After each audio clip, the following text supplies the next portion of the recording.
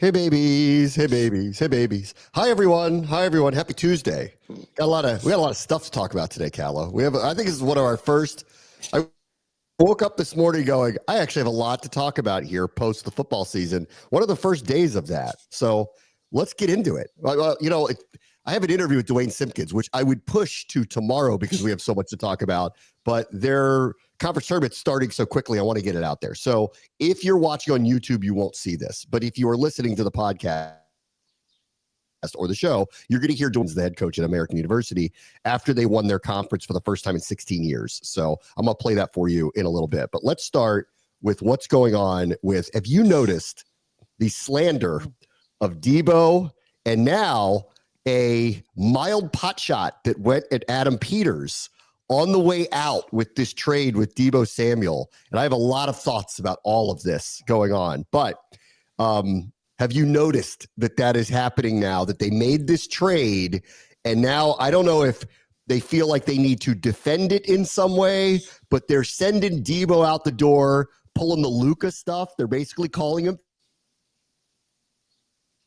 fat, right? Oh, but have you noticed that out the door that they're trying to defend themselves a little bit? So I noticed yesterday, it wasn't even like 1:00 in the afternoon yet, and The Athletic pulled their piece of he basically has been fat since they drafted him. Like, it was not said that cruelly by the writer. I forget who the writer was, but basically said, oh, he looked good, during the combine.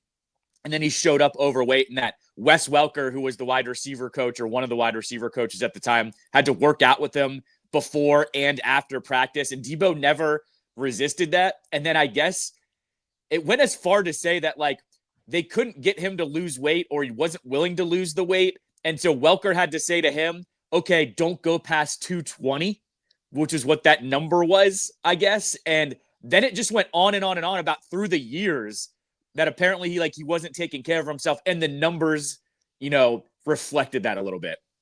Right away.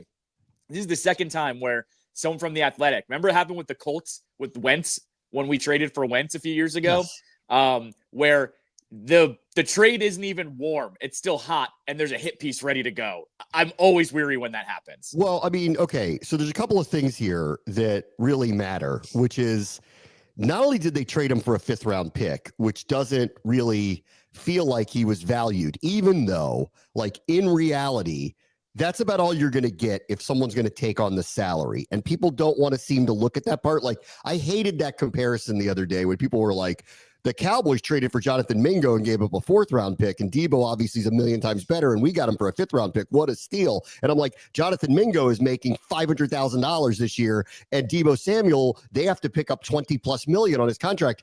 That's why that is that. So, like, as much as I want to kill the Cowboys at every turn, that's why that happened, right? Or why Jahan Dotson went for what he went for. He wasn't making any money at the time. There was no real salary to pick up. If there was, the Commanders never would have got that for Jahan Dotson. So that's part of the whole thing.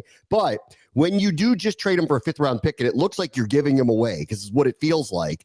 And you could say whatever you want, but there's a little bit of this Luka stuff going on here where it's kind of like, okay, is he in the greatest shape of all time? All right, I believe you. Probably not. Is he running hills like Darryl Green used to? I guess not. Like, does he have a specific diet that if he kept it a little differently would be a little different? Yeah, I guess so. But I don't know. He might be one of the best receivers of the last 10 years in the NFL.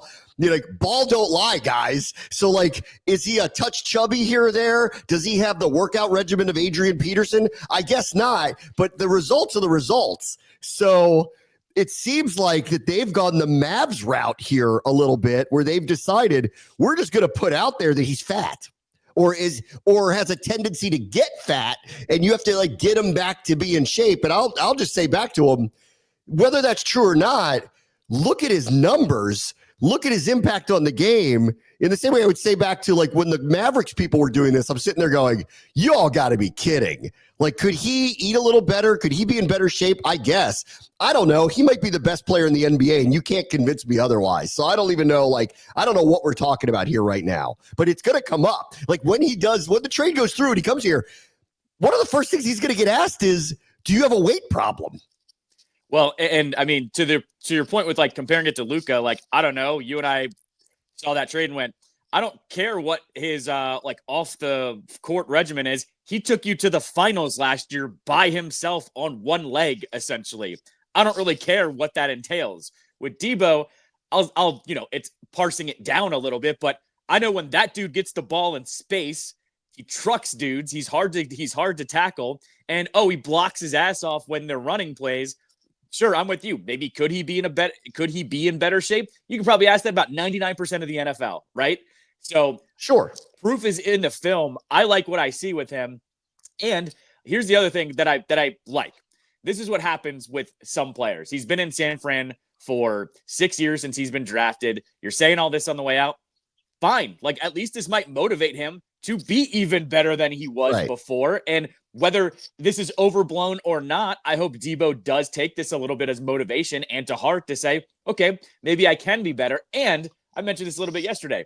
This team, this culture, this quarterback, they're going to keep him more accountable, I think, just because everybody was pulling on the same rope last year so much. I don't think they're going to let him slip in something like that. Maybe in that regard, I want to give, I don't want to dismiss San Francisco here because they've been really good for a period of time. So clearly, like, every team has specific issues with specific players. His apparently was this, right? Like, that he's not in the best tip-top shape he could possibly be in every year. But when push came to shove, most of the time, that guy came to play, and you can't show me otherwise. They asked him to do a million different things. They asked him to be a running back for one of the years that they ended up basically going to the Super Bowl. They're in the playoffs every year with the exception of last year, and they're right on the cusp of winning a championship. So in their defense, I do think they know what they're doing out there because there's no way you have that kind of consistency. If Deebo was playing for another team that wasn't getting anywhere and they're slandering him on the way out the door I would hear what you're saying about that. That said, so like they are going at him a little bit here, which I think is partially they need to defend themselves for making this move. Like, they very easily could have waited for a June 1st cap cut and gotten more cap relief, but they're eating all this dead money on him and trading him for a 5th round pick, which does feel like a giveaway. Because for me, it's like, what's the risk here? Like, he's currently on a 1-year deal. Like, if we got a better 5th round pick than him, that would be lucky. Like, there's no risk. And I was in San Francisco yesterday. I got invited to go on one of the shows out there. And I said to him, I'm like, look, the reality is with our team is we needed explosive playmakers across the board because McLaurin was literally the only one that was out there. And we ended up going as far as we did. But if you're being honest about where we are right now, there needs to be an upgrade of talent. This is a massive upgrade from where we were overnight for a 5th round pick. What 5th round pick were we going to use that was going to have an impact like this? So this to me is, I don't care if he likes meatball subs. Like, it doesn't even matter to me. This is a risk worth taking. And I think it's a win. And frankly, like, I don't know whether they're going to, I'm assuming there's going to be they're going to restructure his deal now, but I don't know that. And we'll find out when he does a press conference and Peters and Quinn do a press conference about it. Are they willing to do that?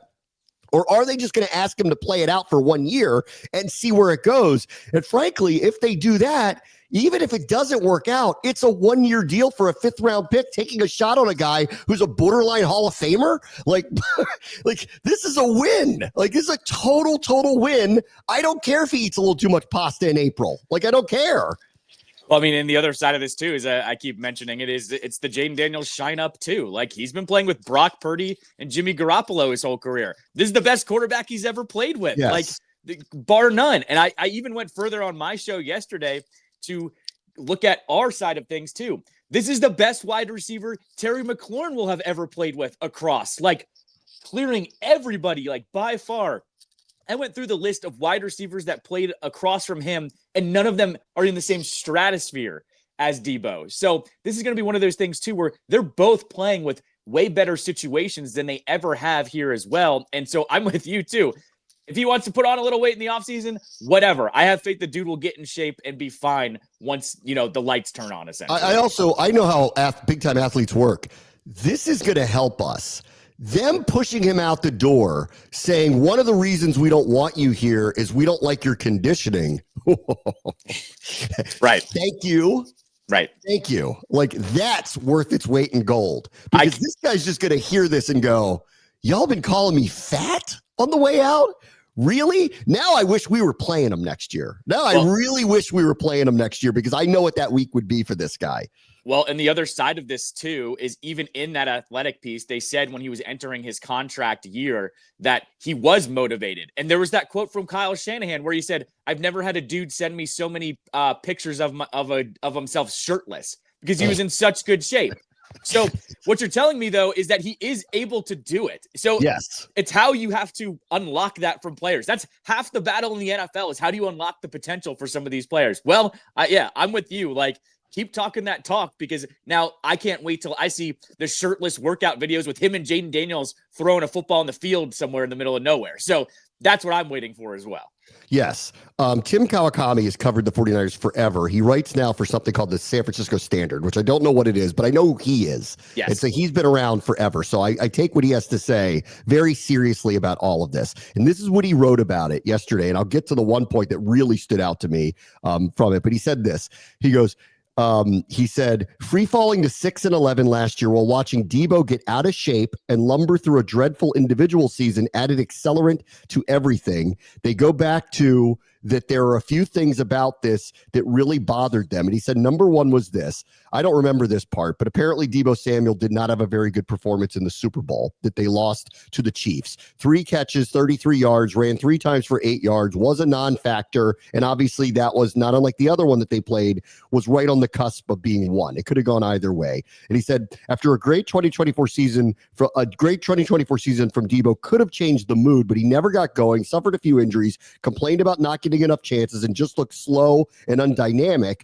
And then he said, when Brandon Ayuk got hurt, it was Jawan Jennings, not Debo, who took over as the best and favorite target for Brock Purdy. So after all of that, there was no way that they were going to ask him to take a pay cut or move on from him. And he wrote this. Could this blow up on the 49ers? Sure. He's a playmaker and will remain one of Shanahan's favorite players through the season. He'll be highly motivated, but Debo should have been motivated last year too, and it was a clunker. Okay. Like somewhat fair. Like, yes, you need your best players to play great in the best game, in the biggest game. Yes, I agree with that. Apparently he did. I don't remember that part. I didn't remember it that closely, but like, okay, I'll hear that out. Like he had it like, Donovan McNabb hasn't lived down his Super Bowl performance forever. Sure. T.O. reminds him of it constantly. Like you didn't show up at the biggest moment. Okay, I'll hear that out. He didn't have his best game. And then to turn around, have the season he had. Well, like he had pneumonia. He got injured a couple of times. And yes, apparently he needs training camp to get himself back in shape. He's one of those types of players. And his production was way down last year. But there's a lot to that.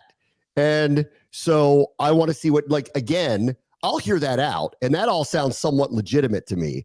Let's see what happens now that he's out of there, because this all kind of reads to me a little bit like the relationship was going a little bit sideways. He doesn't like that they were pushing him about his weight as much as, probably because he's not like, I'm not fat, guys. Like, let's not make it into like, I walked in here and I'm William the Refrigerator Perry. Like stop with that nonsense. And he's like, and also, like, if you're questioning my motivation, go look at my numbers, pal. And so did I have a great game in the Super Bowl? I guess not. You're going to hold this against me for the rest of my life? I guess you are. Well, and I would say the other factor of this too is the 49ers were so good for so many years. You know how this works sometimes with players, and not every player can be a Terry McLaurin where he's going to show up every single game and perform no matter how good or how bad things are going. You could see the writing on the wall last year with San Fran. They were 5-4 or 6-5 or something like that. Like they were only one game above 500 or one game below 500, but we knew McCaffrey was basically going to be finished. It was a wing on a prayer if he was going to play, and they had been so good for so long. I'm going to guess, just to give him a little bit of the benefit of the doubt, you kind of know when things are falling apart at the seams too. Like that team, we know they don't have an elite quarterback. Purdy's good, but you could argue if he's great or not. But not having their best offensive playmaker that opened it up for him and Kittle, and then Ayuk goes down, you kind of just know, crap, we're not good enough this year. And sometimes players do not react to that well, and I'm going to go with that factor with him there, that, yeah, you need to perform, but at the same time, when you're as good as you are and you've gone to 2 Super Bowls and you're a playoff team, you kind of know when it's not there as well. So I will just throw that out there. I'm not excusing him by any means, but sometimes that happens on teams. The contractual negotiations matter too. And this really stood out to me when Tim Kawakami wrote this. He goes, this was a number 3, about 7 things we've learned since the Debo trade. And most of it was about Debo. And he wrote this. He goes, the 49ers were preparing to exit the Debo business as far back as 2022 and told him so. He said, during those rough negotiations, I heard that a 49ers negotiator told Debo or his agent that he didn't deserve the kind of massive extension other players were receiving because he wasn't going to last that long at the top of the game. Specifically, the 49ers didn't think his style of play and quite frankly his training habits would lead to much production late in his 20s and into his early 30s. So they wouldn't budge from keeping it from a 3-year extension. Now, they could be right about that. His production was way down. He is 29. And because they foresaw that and because they saw it happen in real time, they've decided to move on and they gave him away for a song, a 5th round pick. However, I would also argue that if I was told that in my negotiation 3 years ago, that we just don't want to give you market value because we just don't think that you're going to be anything in a couple of years and we don't want to get stuck with you, well, I might sign that contract to get the money, but I'm going to be pissed. And I'm going to be pissed perpetually. And look what happened over the last couple of years. He's standing there going, these guys like me, but they don't love me. They don't trust me. And if I'm not the best receiver in the NFL, literally every game, every play, every week, well, then I'm not worth it. And they just sit there going, see, we told you you're not worth it. If that's true, and I believe it because Tim Kawakami has covered the team forever, I believe that, then that's where it went wrong. It went wrong 3 years ago. And he played through it for a couple of years. Or he played through it for 1 year. And then last year, he was like, you know what? Like this just goes back to, I know how you guys feel about me. You're basically telling me, you're manifesting this happening. And you know what? If that is all completely true, and it probably is, then they're at fault for demotivating their own player by basically telling him, we know there's an expiration date on you. Period. Yeah, I mean, I'm here to also say though that's a part of negotiations. Like we all know that negotiations are terrible in pro sports. Yes, but that's really bad. When you value somebody, you want to bring them back, and you say we're not going to do it because we know in 2 years we think your production is going to stink, and part of it's because you eat terribly in the off season. Well, how do you think that's going to motivate somebody? You're basically telling them, we like you, but, you know, we could get rid of you at any time, and we expect we're going to have to, so take this money.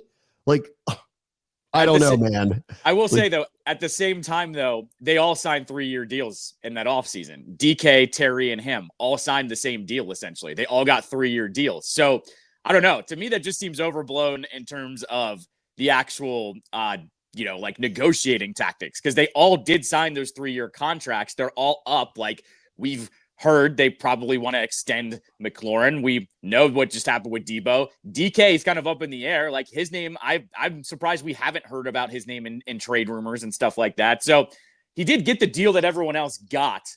I'll go back to this though. Like I think the 49ers were just negotiating hard with him, but I'm with you. Like those start to creep back into your head, especially off of a year last year.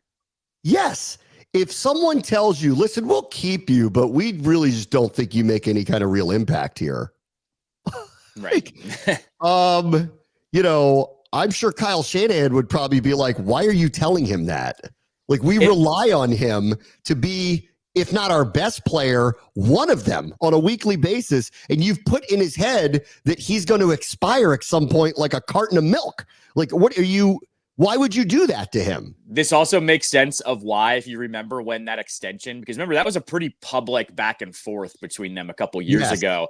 This makes sense now of why he was going, I don't want to be a running back, because they're telling him, oh, you're not going to last in this league. Well, he's going, okay, cool. I'm not going to play running back for you because that's taking years off of my career. And you don't appreciate or you don't want me. Okay, then I won't do everything you ask for me then. I remember back at the time screaming, going, he's going to tell them he doesn't want to be a running back anymore because they're not like, they need to pay him like a wide receiver and they're using him like a running back. So that's probably part of it too. He's like, oh, really? So you're telling me I'm going to expire. You don't want to pay me. Meantime, you've asked me to play every position on offense for you because you need me at every position on offense for you. And you're sitting here telling me that I'm going to run out of, like, it's going to run out of time on me. Well, you're doing it to me. Yeah, right. Exactly. And I did it for you, and I don't feel rewarded by it. I mean, like, I could understand that opinion that he had. Then came this one, which I thought was really, really interesting. All right, so they said this. Number 2, the 49ers are so down on Debo that they handed him to a rival NFC team. And, there is this part of this thing where they're like, listen, like when we traded Jahan Dotson to the Eagles, there was a little pause in doing something like that where you're like, I hope that doesn't backfire. Like you don't want him to end up being really good for them, because then you start going, why in the world would you trade someone like that to them? Fortunately for Washington, it really hasn't gone that way. And that decision looks like the right decision at this point. This is a risk for San Francisco as well. But then Tim Kawakami wrote this. He goes, the 49ers had zero problem trading Debo to Washington general manager Adam Peters, who was John Lynch's first hire when Lynch was putting together the 49ers front office in 2017. It's always easier to make deals with people you know, but there have been some public indications that the Peters-49ers relationship hasn't been the warmest since he left. A year ago, both Lynch and Shanahan brusquely waved off any idea that losing Peters was a blow to their operation. Wow. Okay. Like, yes, he's revisiting something that was said a while ago, but it was brought up again here in this particular deal where they're basically saying this guy, like, yeah, he knows us, but yeah, he wasn't actually the big part of the whole thing. And we could trade him players that he knows intimately and it won't hurt us because wink, wink, we're smarter than him. It's a shot fired at him, which again feels like I'm not sure what you guys are doing out there if you're going to put something like that out there, because good luck off of, we just went 12-5 with an incomplete roster. You just went 6-11 with one of the best rosters in the NFL. And I understand that there's reasoning for that. There's a lot of injuries you had to deal with. I'm being realistic. However, you walked into a season as a Super Bowl favorite, and we walked into a season as a team no one thought would even make the playoffs, let alone go as far as they did. We did this in year one with your ex-guy, and now you're rehashing this idea that, like, losing him means nothing to you when all proof is going otherwise. Bad move, San Francisco. Like, really bad move, and it flies in the face of reality. And if you guys crater again, it's going to start looking really bad, really bad. It also just makes me thankful that the regime here knows what to say out loud or not let it slip to the media what they say as well, that like they don't say a bad word about anybody of the organization. Like they never said a bad word about Dotson, even though we kind of know why they traded him. They don't say a bad word about anyone else. Like there's a lot of, that person wasn't here, so there's not a lot of that.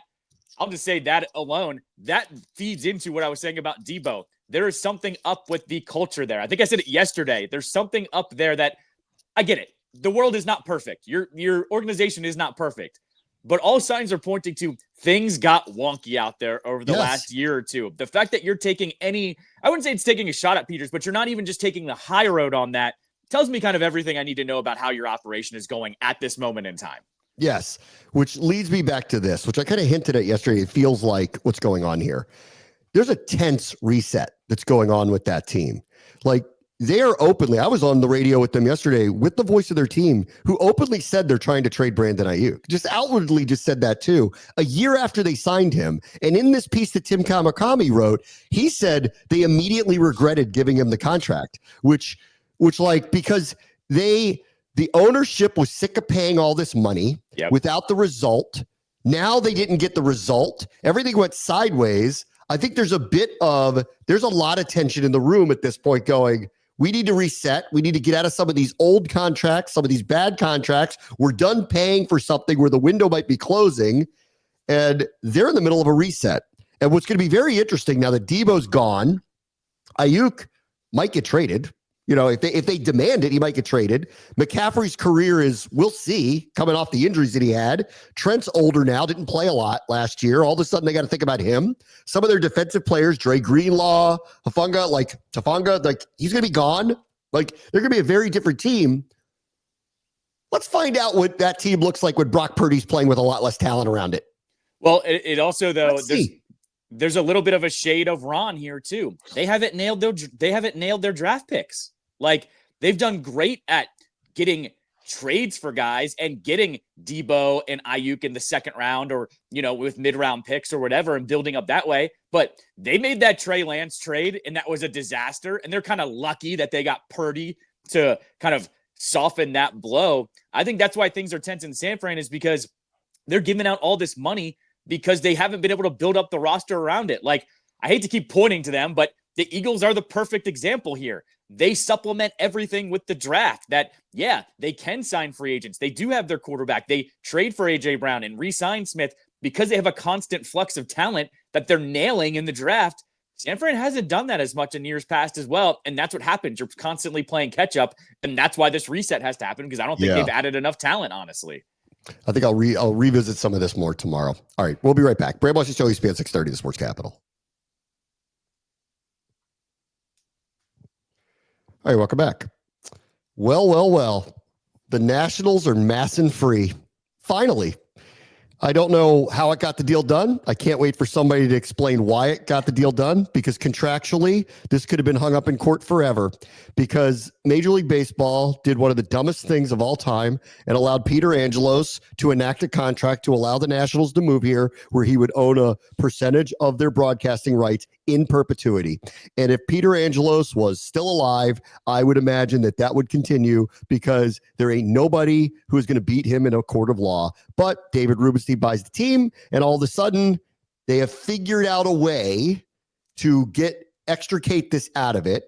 I didn't see enough details to understand why the Orioles did it, because I don't think they had to, but they did. It's better for the Nationals for sure. I don't know how it's better for the Orioles, and I don't understand why they agreed to it, but they did. And obviously, as a fan of the Nationals, I'm glad this is the case, because they should be in control of their broadcasting rights. It should always have been that way. If they wanted to initially put a 5-year, 10-year number on, because your take coming into this market, we're going to allow the Orioles to benefit from it, then I would have understood it. In perpetuity never made any sense. And I'm glad it's over, however we got to it. I'm with you. I don't know exactly what did it, but I have a guess here. I've been wondering this for about 2 years now, even before the Orioles were sold. There was a court case, not about the actual Masson situation, but there was a case about the Orioles owing the Nationals back pay of $100 million. Yes. And that's what I basically had circled. If the Orioles, or if the Nationals want to get out of this, they could very easily say, we'll let that go. You don't owe us that money anymore, but you have to let us out of the deal. And I'm guessing that was a factor here, because yesterday was kind of crazy in that it was like, oh, they were let out of this deal because X, Y, and Z. It just said it's over. Like, there was no details. It was basically just saying both teams, handshake agreement, it's over. The Nats now have their, rights back. They're going to be able to sell them next year. That had to be a hang up there, because Rubenstein, not unlike Josh Harris, has put a bunch of money into that, club, right? He's probably going $100 million. Like, just give him the TV rights back. And all of a sudden, we're going to have a nice relationship with them. There's another factor here too that, like, we haven't really talked about, because it's not a huge deal, but before the beginning of every season, the Nats always have an exhibition game at Nationals Park. And it's usually, I think they've done an inter squad play, or they just bring in a random opponent. This year, they're playing the Orioles. And so, like, I kind of perked up when I said, oh, are they playing nice now that they're going to be like, the scrimmage partners? Like, you remember when the Redskins and the Ravens used to do this too, when they had a nice little relationship. So I kind of perked up when that happened of, are they kind of working together now again? Because that's a big deal if you look at how they treated each other since they've gotten here. Lo and behold, the deal is finally done, that they'll be able to get their TV rights back. And obviously, I want to see what they do here with it. There's one more year where they're in the Masson situation, and then they'll be free and clear to do what they want. I'm sure Ted is going to approach them and try to put them on Monumental. Yep. It's the most logical spot for them, obviously, to go, because the infrastructure is there. Or they could go a different route, which is start their own network if they really, really wanted to. I don't think that's a good idea for them. Yeah. Just based on the way that they've handled spending, that it could be Masson 2 or maybe worse. So I would argue let Ted do this because I know what the quality control is going to look like. But you never know. The learners may look at it and say, let's start our own network. So let's see what happens here. Yeah, and then the other detail that came out yesterday, I don't know if your Chiron's going to change, but I don't know if you saw too that they're now exploring jersey and stadium naming Yes. right deals as well. And that one was weird to me. You and I like to follow like the media of like why things are being put out there. I don't understand why they glommed that on to yesterday's news. Like Nats Park has been around for 15 years, 16 years, actually 17 years now. You've never sold the. Why are you bringing that up now? You're just hiring a firm to do that now. The jersey sponsorship's been around for 3 or 4 years, so I get that's a little bit newer, but they're like one of 7 teams that don't have that sold yet. I just I thought it was a really weird, like, hey, by the way, we get our TV rights. Oh, and we hired somebody to sell the stadium in the jersey patch. It was like, wait, what? Those are Yeah. two totally separate things. It's 2025, playa. Like you should have been doing this a while ago. So I don't know. I felt like I just feel weird about this. The Nats, they can just never like do the right thing as an organization sometimes. And so I thought that was a really weird one to glom on to the TV stuff yesterday. I don't know about you. I just felt weird about those details coming out. It was interesting, coincidental. And now also, boy, does those quotes from Mark Lerner to Barry Svrluga make a lot more sense now. Sure. Oh, we're not selling anymore. Yeah, no kidding. Because Yeah. they've free and cleared out a lot of these revenue streams. Last thing really quickly, and I don't know whether this is true or not, but I saw this pop up too, where there was this pivot where they might try to sign some of their main young stars, James Wood and Dylan Cruz, namely, immediately, of which I would say is probably unlikely unless they're willing to pay them a lot of money up front to take away all the years of control. But honestly, if this is the direct, I'm kind of all for it because like we've seen what the result was when they play the string out, whether it's with Bryce Harper or not play the string out with Juan Soto. And if either one of these two are willing to bite, I'm willing to take the chance, honestly, that they are going to be really good in their careers, especially Wood, to just like get it over with because they performed very well, obviously, in dealing with their own players and their own stars at any stage of their careers. So if this is true that they are approaching them, and somehow I doubt that they would get the deal done anyway at this stage. If this were to happen, I would say, great. Hopefully that happens. No, I mean, I've said this for years. They need to do what the Braves do, where the Braves buy out those years of arbitration. Players are usually happy to let those years be bought out. And CJ Abrams was a guy I was yelling at last year. They should have done it with him. I'm glad they waited because I think you do need to see how it settles out with him. But with Woods and Cruz, I'm 100%. Those are the two pillars of this team right now that if they want to listen and, sign that big extension, I'm 100% all for it. I've got to think this too, that, Mark Lerner is probably sick of hearing us and everyone else around town say, you've been here for 20 years and you don't sign your stars. Why should we believe that this next crew that's going to come in, that you're not going to re-sign them as well? Yeah, I agree. All right, everybody. Talk to you tomorrow. Very much the show is